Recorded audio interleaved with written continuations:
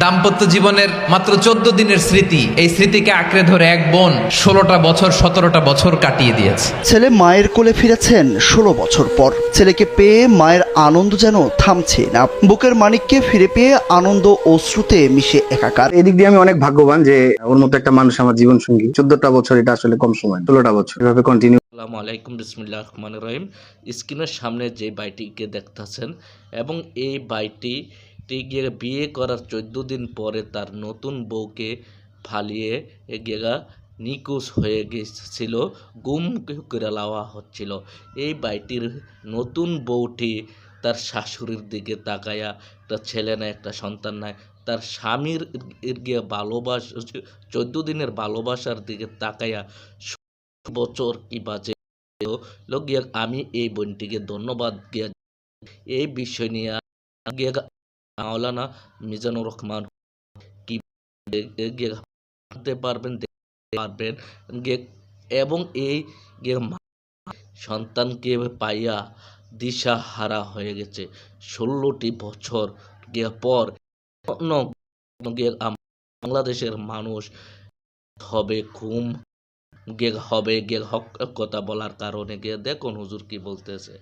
দাম্পত্য জীবনের মাত্র 14 দিনের স্মৃতি, এই স্মৃতিকে আঁকড়ে ধরে এক বোন 16টা বছর 17টা বছর কাটিয়ে দিয়েছে। ছেলে মায়ের কোলে ফিরেছেন 16 বছর পর। ছেলেকে পেয়ে মায়ের আনন্দ যেন থামছে না। বুকের মানিককে ফিরে পেয়ে আনন্দ অশ্রুতে মিশে একাকার। এদিক দিয়ে আমি অনেক ভাগ্যবান যে ওর মতো একটা মানুষ আমার জীবন সঙ্গী। 14টা বছর এটা আসলে কম সময়, 16টা বছর এভাবে কন্টিনিউ করা এটা খুবই কঠিন। ওর প্রতি আমি কৃতজ্ঞ যে ও যদি না থাকতো আসলে আমার এই বাবা মা কে থাকাও কষ্ট হয়ে যেত তাদের। আমি নিউজটা দেখে ভাবলাম আমার এই বোনের প্রতিটি দিন কিভাবে কেটেছে, প্রতিটি রাত কিভাবে কেটেছে, প্রতিটি ক্ষণ কিভাবে কেটেছে। বিশ্বনবী বলেছেন, ইত্তাকি দাওয়াতাল মাজলুম ফাইন্না লাইসা বাইনাহু ওয়া বাইনাল্লাহি হিজাব। মাজলুমের কান্নাকে ভয় করো, কারণ মাজলুমের কান্না আর আল্লাহর মাঝে কোনো পর্দা থাকে না। আমরা আর এরকম কোন জুলুম বাংলাদেশে দেখতে চাই না। জোরে বলেন ঠিক কিনা? আর কেউ নতুন করে জালিম হোক আপনারা চান?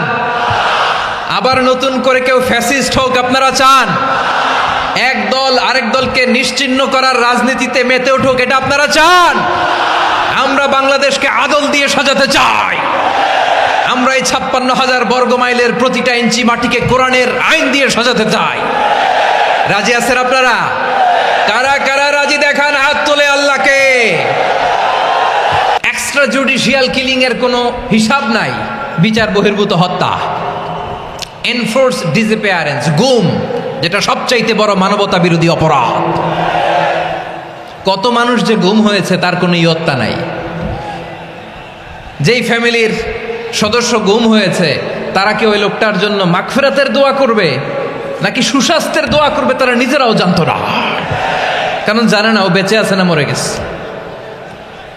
আহা, বিডিআর নওজোয়ানদের যারা ছাড়া পেল দেখলাম বিনা অপরাধে, কোনো অন্যায় ছাড়া অপরাধ ছাড়া তাদের জীবন থেকে, তাদের তারুণ্যের, তাদের যৌবনের 15 বছর 16 বছর 17 বছর নাই।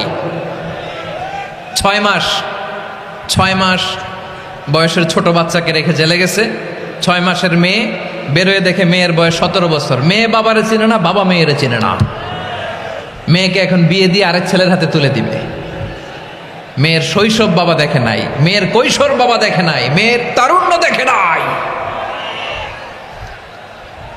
আরেক যুবককে দেখলাম 14 বছরের 14 দিনের সংসার, 2 সপ্তাহের সংসার শেষে জেলে গেছে।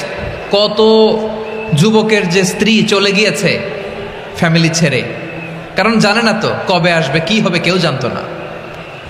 দাম্পত্য জীবনের মাত্র 14 দিনের স্মৃতি, এই স্মৃতিকে আঁকড়ে ধরে এক বোন 16টা বছর 17টা বছর কাটিয়ে দিয়েছে। আমি নিউজটা দেখে ভাবলাম আমার এই বোনের প্রতিটি দিন কিভাবে কেটেছে, প্রতিটি রাত কিভাবে কেটেছে, প্রতিটি ক্ষণ কিভাবে কেটেছে। বিশ্বনবী বলেছেন, ইত্তাকি দাওয়াতাল মাজলুম ফাইন্না লাইসা বাইনাহু ওয়া বাইনাল্লাহি হিজাব। মাজলুমের কান্নাকে ভয় করো, কারণ মাজলুমের কান্না আর আল্লাহর মাঝে কোনো পর্দা থাকে না। বসুন, আমার প্রিয় বীর চট্টলার তৌহিদি মুসলমান, আমরা আর নতুন করে কেউ জালিম হোক এটা চাই না। নতুন করে আবার কেউ ফ্যাসিস্ট হোক আমরা চাই না। এক দল আরেক দলকে নিশ্চিহ্ন করার রাজনীতি করুক আমরা চাই না। আমরা সুশাসনের বাংলাদেশ চাই। আমরা মানবিক বাংলাদেশ চাই। আমরা একটা সমৃদ্ধ বাংলাদেশ চাই। আমরা বিশ্বের বুকে সম্মান নিয়ে মাথা উঁচু করে দাঁড়াতে চাই, ঠিক কিনা বলেন? আল্লাহ বললেন, এটা যদি তোমরা চাও, একটা সমৃদ্ধ সমাজ যদি বিনির্মাণ করতে চাও, মানবিক সমাজ যদি বিনির্মাণ করতে চাও, আমি তোমাদেরকে সেজন্য প্রথমে আদালতের নির্দেশ দিলাম। ইন্নাল্লাহা ইয়া'মুরু বিল আদল, নিশ্চয় আল্লাহ তাআলা তোমাদেরকে ন্যায় বিচার সুশাসন এটার আদেশ দেন। সুবহানাল্লাহ। আদাল, ন্যায় বিচারের আদেশ আল্লাহ তাআলা কোরআনের বিভিন্ন আয়াতে দিয়েছেন। আল্লাহ তাআলা বলছেন, ইন্নাল্লাহা ইয়া'মুরুকুম আন তুআদ্দুল আমানাতি ইলা আহলিহা ওয়া ইযা হাকামতুম বাইনান নাসি আন তাহকুমু বিল আদল ইন্নাল্লাহা নি'ম্মা ইয়া'iযুকুম বিহি ইন্নাল্লাহা কানা সামিআম বাসীরা। আল্লাহ তাআলা বললেন, আল্লাহ আদেশ দিচ্ছেন, যে ব্যক্তি আমানতের হকদার তার হাতে তোমরা আমানত পৌঁছে দাও। আর যখন তোমরা বিচার কার্য করবে, বিচার ফয়সালা করবে, আদালতের সাথে করো। সুবহানাল্লাহ বলেন। ওয়া ইযা হাকামতুম বাইনান নাসি আন তাহকুমু বিল আদল, আদালতের সাথে করবা। আল্লাহ তাআলা বলেন, যারা জাজ হবে, বিচারক হবে, তাদের যদি বাদী বিবাদীর কারোর সাথে শত্রুতা থাকে, কারোর সাথে যদি কোনো ধরনের রেষারেষি থাকে, আল্লাহ বলেন বিচার কার্য করতে যে ওই শত্রুতা রেষারেষির কারণে আদালতের বাইরে যে অবিচার করে বিচার করো না।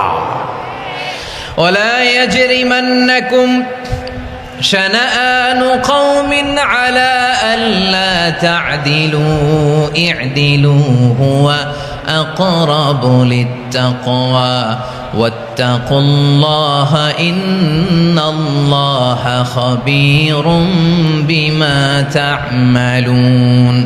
খবরদার কোন জাতির প্রতি, কোন গোষ্ঠীর প্রতি, কোন গোত্রের প্রতি আক্রোশ যেন তোমাদেরকে ন্যায় বিচার থেকে দূরে সরিয়ে না দেয়, বরং আমি আল্লাহর আদেশ হলো ই'দিলু, তোমরা আদল করো, ন্যায় বিচার করো, সুবিচার করো, সুশাসন প্রতিষ্ঠা করো। হুয়া আকরাবু লিত্তাকওয়া, এটাই তাকওয়ার সবচেয়ে কাছাকাছি। সুবহানাল্লাহ বলেন। কোরআনের বিভিন্ন আয়াতে আল্লাহ তাআলা স্পেসিফিকলি ধরে ধরে বিচার করার সময় আমরা যেন আদল করি সেটা বলেছেন। কোরআনের কোন কোন জায়গায় আল্লাহ তাআলা এই আল আদল শব্দটা ব্যবহার করেছেন। আবার একই জিনিস ইনসাফ, সুবিচার, সুশাসন, ন্যায় বিচার, ন্যায় পরায়ণতা বুঝাতে আল্লাহ তাআলা কখনো কখনো আল কিসত শব্দটা ব্যবহার করেছেন। আওয়াজ করে সবাই বলুন আল কিসত। প্রিয় ভাইরা, সবাই আওয়াজ করে আমার সাথে সাথে বলুন আল কিসত। আল্লাহ তাআলা বলেন, ওয়া ইন হাকামতা ফাহকুম বাইনাহুম বিল কিসতি ইন্নাল্লাহা ইউহিব্বুল মুকসিতিন। যখন তুমি বিচার করবে, বিশ্বনবীকে উদ্দেশ্য করে অ্যাড্রেস করে বললেন, নবী হে, ইহুদিরা কোনো বিষয়ে মীমাংসার জন্য যদি আপনার দরবারে আসে, যদি বিচার করতে হয়, খবরদার অবিচার করবেন না। ফয়সালা যেটা করবেন কিসতের সাথে করবেন, ন্যায় পরায়ণতার সাথে করবেন, কারণ ইন্নাল্লাহা ইউহিব্বুল মুকসিতিন, নিশ্চয় আল্লাহ রাব্বুল ইজ্জাত ন্যায় পরায়ণশীলদেরকে বড্ড ভালোবাসেন। সুবহানাল্লাহ বলেন। ন্যায় পরায়ণ লোকদেরকে আল্লাহ তাআলা বড্ড ভালোবাসেন। অন্য আয়াতে আল্লাহ তাআলা বলছেন, وَنَضَعُ الْمَوَازِينَ الْقِسْطَ لِيَوْمِ الْقِيَامَةِ فَلَا تُظْلَمُ نَفْسٌ شَيْئًا। আমি কিয়ামতের দিন ন্যায় পরায়ণতার মানদণ্ড স্থাপন করব, যেটাকে আমরা মিজানের পাল্লা বলি। আল্লাহ বলেন, ন্যায় বিচারের মানদণ্ড কিয়ামতের ময়দানে আমি আল্লাহ স্থাপন করব। সেদিন কারো প্রতি বিন্দু পরিমাণ, এক চুল পরিমাণ অবিচার করা হবে না, কোনো অবিচার করা হবে না। সেদিন সুশাসন হবে, সুবিচার হবে, ন্যায় পরায়ণতার সাথে বিচার হবে। আওয়াজ করে পড়েন আল্লাহু আকবার। তাহলে প্রিয় ভাইয়েরা, যে তিনটি বিষয়ে আল্লাহ তাআলা আমাদেরকে আদেশ দিয়েছেন, তার প্রথমটা হচ্ছে আদালত, ইনসাফ, সুবিচার, ন্যায় বিচার। এটা আমরা চাই কি চাই না? গিয়ে ভাই বোনেরা, আপনারা সবই দেখছেন এবং গিয়ে সবই শুনছেন। এন গেগা আমার ভাইটি কি বলল, এবং গেগা এই ভাইটির মা কিবা যে ভাইটিকে নলা দিয়ে খাইয়ে দিচ্ছে, এই ভাইটিকে গিয়ে মাটা পাইয়া গিয়ে আত্মহারা হয়ে গেছে, গিয়ে বুক সিরা দন। এবং এই মাটি কি বাজে ছিল 16টি বছর ছেলেকে ছাড়া। এই নতুন বউটি গিয়ে আমার বোনটি 16টি বছর কি বাজে ছিল লো গিয়ে এই বোনটিকে গিয়ে আমি গিয়ে স্যালুট গিয়ে জানাই। অন্য ফ্যামিলির মেয়ে হলে কবে চলে যাইতো, কত সংসার গিয়ে নষ্ট হচ্ছে, কত গিয়া বউদের বুক খালি করছে গেগা এই স্বৈরা শাসক গেগা শেখ হাসিনা। এবং এই নিয়ে আমাদের মাওলানা মিজানুর রহমান হুজুর কেঁদে কেঁদে স্টেজের মাধ্যমে কি বললো আপনারা সবই শুনতে পারছেন এবং দেখতেও পারছেন। আপনারা মেসেজের মাধ্যমে জানিয়ে দিবেন এবং জানাতে ভুল করবেন না। আমার কথা যদি কোনো ভুল টুটি হয়ে থাকে, আপনারা ক্ষমার দৃষ্টিতে দেখবেন। আমি এইবারের মতোই বিদায় নিচ্ছি। আসসালামু আলাইকুম।